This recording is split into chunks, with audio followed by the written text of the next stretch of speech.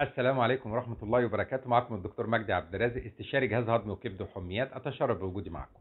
النهارده إن شاء الله هنتكلم عن الفئات المستثناة من لقاح سينوفارم وسينوفاك. طبعا احنا عارفين ان اللقاحات الصينية متوفرة دلوقتي في الكثير من الدول العربية والأفريقية والآسيوية، وأيضا في دول أمريكا اللاتينية. حتى في المجر في الاتحاد الأوروبي أصبح عندها دلوقتي اللقاحات الصينية. اللي انا عايز اقوله ان هو اصبح منتشر في جميع اجزاء كتيره من الكره الارضيه. لكن في فئات معينه ممنوع ان احنا نديها اللقاح الصيني، سواء سينوفارم او سينوفاك. مين هي هذه الفئات؟ اول فئه اللي هي الاطفال اقل من 18 سنه.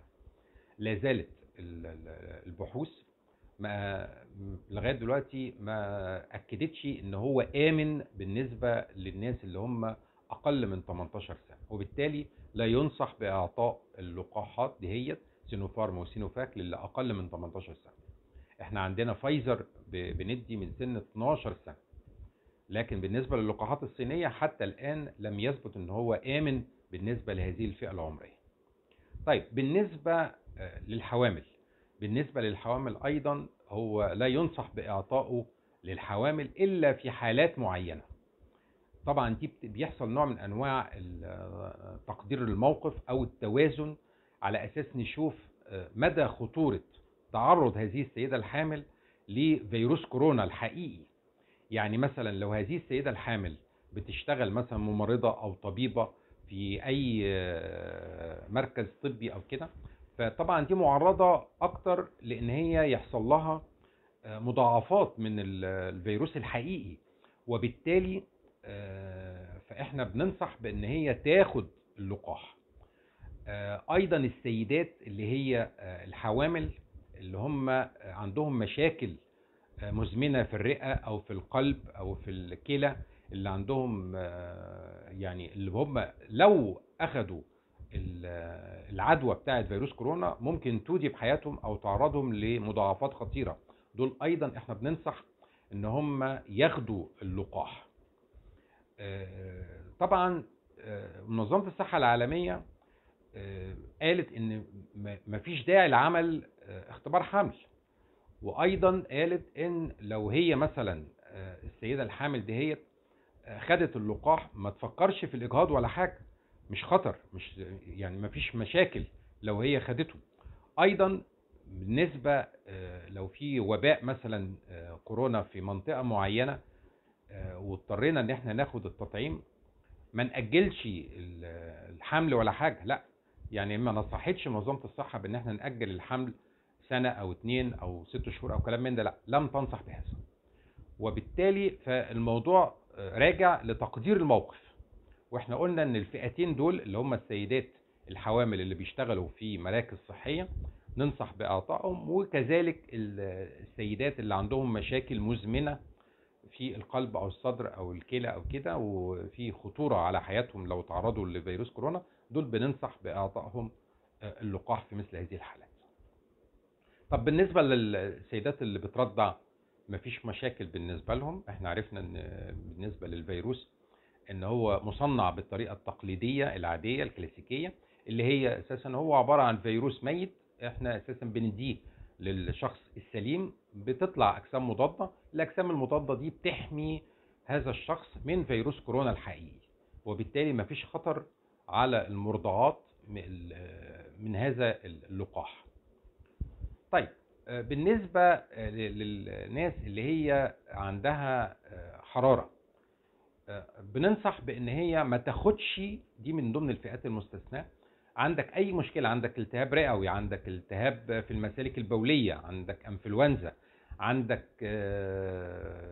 نزلة معوية، احنا بننصح الناس اللي درجة حرارتهم فوق ال 38 ونص بان هم ما ياخدوش اللقاح في مثل هذا التوقيت. اثناء فترة المرض بتاعك ما تاخدش اللقاح الصيني، سواء سينوفارم او سينوفاك. طيب بالنسبة ايضا للناس اللي عندها مرض كورونا، يعني افرض انك انت مثلا مريض بكورونا في الوقت الحالي، هل تاخد التطعيم في الوقت الحالي؟ لا. ينصح بالشفاء التام وانتهاء فترة العزل اللي هم الأسبوعين قبل ما تاخد التطعيم بتاع كورونا. يعني لازم تشفى الأول من حالة الكورونا اللي انت فيها ويتم شفائك نهائيا، وبعد كده نديك اللقاح. فترة اللقاح دي يعني احنا اساسا امتى نديك اللقاح بعد انتهاء كورونا؟ آه، حوالي من 3 شهور ل6 شهور بعد حالة الكورونا اللي جات لك. لكن بيسمح في الحالات اللي يعني لما كان المنطقة فيها وباء وكده، بيسمح ان هي بعد اسبوعين ممكن يتم اعطائك اللقاح في مثل هذه الظروف. طبعا يبقى نلخص الفئات المستثناة اللي هم الأطفال اللي أقل من 18 سنة، والسيدات الحوامل، والناس اللي هي عندها درجة حرارة 38.5، والفئة الرابعة الناس اللي هي عندها مرض كورونا. لكن في موضوع تاني أحب ألفت النظر ليه، اللي هو الناس اللي فوق سن ال60. بالنسبة للناس اللي فوق سن ال60 يعتبر إلى حد ما اللقاح آمن، ولكن بتنصح منظمة الصحة العالمية بأن احنا نعمل متابعة لهذه الحالات على أساس نطمن إذا كان في أي مشاكل ممكن تحصل لهم ولا حاجة.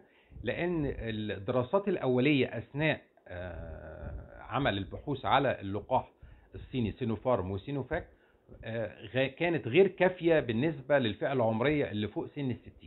وبالتالي الناس اللي فوق سن ال60 احنا بنسمح باعطائهم اللقاح الصيني مفيش مشاكل، ولكن بنوصي بمتابعتهم على اساس ان احنا نشوف اذا كان في اي مشاكل صحية هتحصل ليهم ولا لا. طيب بالنسبة للفئات اللي هي زي الناس اللي عندها نقص في المناعة زي الاتش اي في، او الناس اللي هي عندها مشاكل بتاخد كورتيزون، او الناس اللي هي عندها نقل اعضاء، او الناس اللي هي عندها سرطانات، منظمة الصحة العالمية ما وصتش بان احنا ما نديش هذه الحالات، لا سمحت بان احنا ندي اللقاح الصيني لمثل هذه الحالات. ولكن نبقى احنا عارفين ان هؤلاء الاشخاص الاعتماد الكلي مش على اللقاح، لان هو اجسامهم ما بتطلعش اجسام مضادة كافية ضد الفيروس، وبالتالي احنا لازم ننصح هؤلاء الاشخاص بعدم الاعتماد على اللقاح فقط. لازم نلبس الكمامة، لازم يحصل تباعد اجتماعي، لازم ننصحهم ان هم ما يدخلوش في اسواق او اماكن مزدحمة، لان ممكن يحصل لهم العدوى، وممكن الاجسام المضادة اللي هم بيطلعوها غير كافية للقضاء على فيروس كورونا، لان هي اصلا مناعتهم نفسها بتبقى قليلة. ارجو ان كنتوا تكونوا استفدتوا. اشكركم جزيلا، والسلام عليكم ورحمة الله وبركاته.